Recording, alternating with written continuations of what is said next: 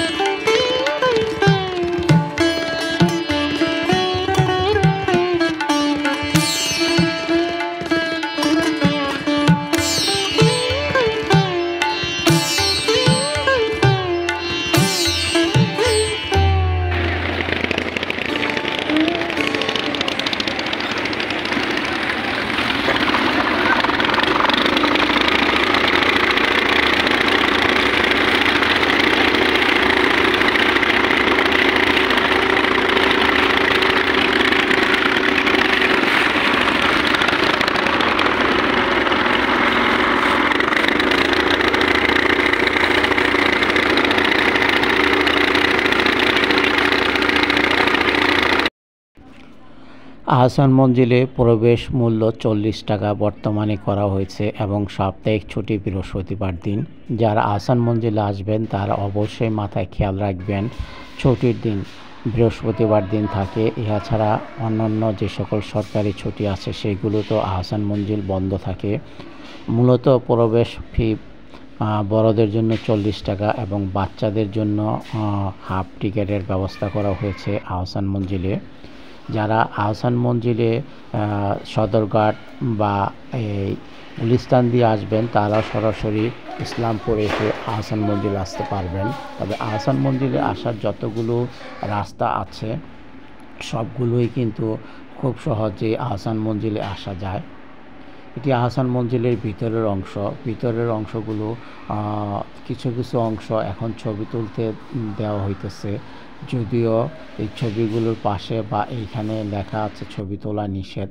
তবে এখন ইচ্ছা করলেই ছবি বা ভিডিও করা যাইতেছে, তাই আমি সুযোগ বুঝে এই ভিডিওটা করে নিলাম। যেহেতু আহসান মঞ্জিলের ভিতরের অংশ দেখানো যায় না, এর আগে আমি যতবার গেছি ততবারই ব্যর্থ হয়েছি, ভিতরের ছবি তোলা যায় না আহসান মঞ্জিলের। বর্তমানে আহসান মঞ্জিলের ভিতরের ছবি তোলা যায়। আমি আরেকটি ভিডিওতে আহসান মঞ্জিলের যে জাদুঘর আছে সেটা দেখাবো। আজকে আহসান মঞ্জিলের বাইরের অংশটা দেখাবো। আহসান মঞ্জিল বেশ বড় একটি জায়গা জুড়ে অবস্থিত। এই আহসান মঞ্জিল পুরাতন ঢাকার ইসলামপুর অর্থাৎ সদরঘাটের নদীর পাড়ে এই আহসান মঞ্জিলটি অবস্থিত। এটা হলো আহসান মঞ্জিল, দেখেন কত পুরানো। এটা অনেক প্রাচীন সম্পদ এগুলো।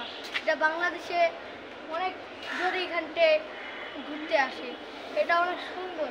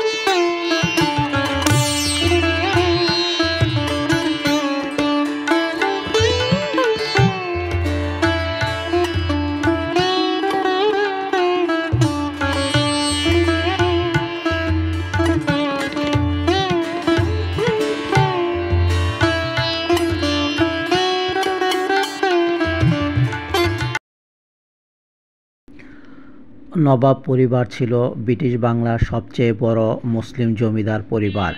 সিপাহী বিপ্লবের সময় ব্রিটিশদের প্রতি বিশ্বস্ততার জন্য ব্রিটিশ রাজ এই পরিবারকে নবাব উপাধিতে ভূষিত করেন। পরিবারটি স্বাধীন না হলেও দক্ষিণ এশিয়ার রাজধানীতে তাদের অনেক প্রভাব ছিল। পরিবারটির বাসস্থান ছিল আহসান মঞ্জিলে। পরিবার ও জমিদারির প্রধানকে নবাব বলা হতো। ব্রিটিশ রাজ কর্তৃক ভূষিত ঢাকার প্রথম নবাব ছিলেন খাজা আলিমুল্লাহ।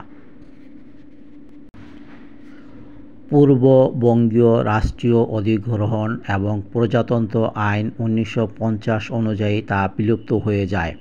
খাজা হাবিবুল্লাহ ছিলেন শেষ জমিদার। ঢাকার নবাবরা ছিলেন ফার্সি ও উর্দুভাষী অভিজাত, যারা বাণিজ্যের জন্য সম্রাট মুহাম্মদ শাহের রাজত্বকালে কাশ্মীর থেকে মুঘল বাংলায় এসেছিলেন, কিন্তু অবশেষে ঢাকা, সিলেট ও বাকেরগঞ্জ জেলায় বসতি স্থাপন করেন। মৌলভী খাজা হাফিজুল্লাহ এই পরিবারের প্রতিষ্ঠাতা। আর্মেনীয় এবং গ্রিক বাণিজ্যিকদের সাথে চামড়া, স্বর্ণ, লবণ ও মরিচের ব্যবসা করে তিনি প্রচুর অর্থের মালিক হন। সিলেটে একটি সফল ব্যবসা প্রতিষ্ঠার পর তিনি তার বাবা ও ভাইকে কাশ্মীর থেকে আমন্ত্রণ জানায়, যা ইরান-ই-সাগির ছোট ইরান নামে পরিচিত। পরে পরিবারটি ঢাকায় বসতি স্থাপন করেন। চিরস্থায়ী বন্দোবস্তার আওতায় তিনি বাংলার জমিদারির জায়গা ক্রয় করেন, পাশাপাশি বরিশাল জেলা ও ময়মনসিংহ জেলায় নীল কারখানা ক্রয় করেন। পরবর্তী বছরগুলোতে তারা নতুন অধিকৃত অঞ্চলের দখল শক্তিশালী করতে এলাকায় বিখ্যাত পরিবারের বিয়ে করেন। খাজা আলিমুল্লাহর উল্লেখযোগ্য কাজ ছিল ঢাকা শহরের পানীয়র ব্যবস্থা করা। পানি শোধন করে বিনামূল্যে জনগণকে দিতেন। তিনি কিছু স্কুল ও মাদ্রাসা প্রতিষ্ঠা করেন। তিনি ঢাকার মিটফোর্ড হাসপাতাল, Kolkata medical college, Aligarh college অনেক টাকা পয়সা দান করেন। রক্ষণশীল সমাজের বিরোধিতা সত্ত্বেও তিনি মহিলাদের মঞ্চনাটকে অভিনয় সাহায্য করেন। তিনি ব্যাকল্যান্ড বাঁধ তৈরি করেন এবং এর তত্ত্বাবধান করেন। 11 সেপ্টেম্বর 1868 সালে তিনি তার বড় ছেলে খাজা আহসানউল্লাহকে জমিদারির দায়িত্ব দেন।